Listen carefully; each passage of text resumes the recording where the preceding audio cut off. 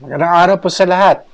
Ngayong araw, i-discuss po natin kung ano ang posibleng pananagutan sa batas ng babae na napabalita nung isang araw na nagmotor at pumasok sa off-limits na zone dedicated for the Ironman Triathlon Challenge sa Davao City.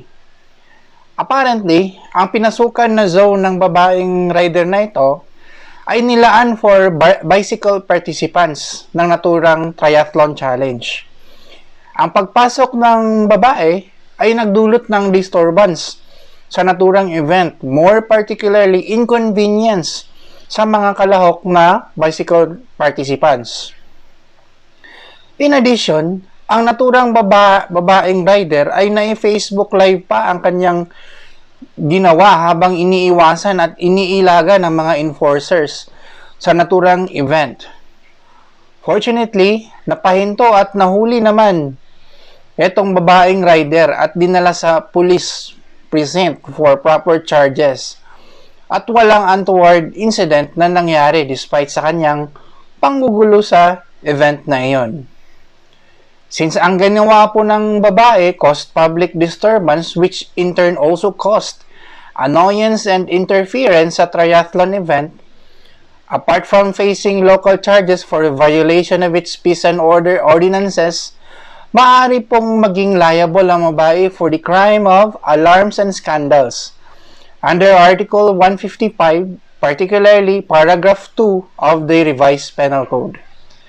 Under this provision, sinasabi po na the penalty of arresto minor or a fine not exceeding 40,000 shall be imposed upon, dumiretso na po tayo sa provision, paragraph 2, any person who shall instigate or take part in any charivari or other disorderly meeting offensive to another or prejudicial to the public tranquility. Yung ginawa po ng babae is nandito sa taking part in any charivari, thus disturbing public tranquility.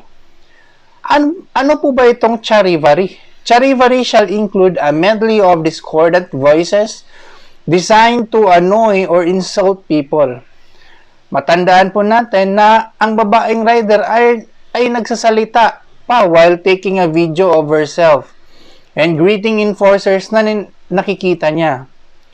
Well, although hindi matatawag na noises ang mga sinasabi niya kasi hindi naman siya nagsisisigaw, papasok pa rin ito sa provision na ito because she was not in the first place allowed to be on that event and that her greeting of officers has caused panic and pandemonium rather than peace. Ang ibang mga gawain po na may tuturing ng alarms and scandals ay itong pagpapaputok ng mga firecrackers at baril sa mga public places, thereby causing danger and alarm to people. Yung mga nag-iingay sa gabi na sobrang ingay, lalo na yung mga lasing, thereby disturbing the public tranquility and peace ng mga taong nagpapahinga at natutulog, at itong tinatawag na engaging in nocturnal amusements or mga taong gumagawa ng mga kabastusan or kahalayan sa gabi while being witnessed by people. So the next time po na may mga ganitong mangyayari sa inyong lugar, alam na po ninyo kung anong crime po iyon. Sana po ay may natutunan tayo today. Salamat po.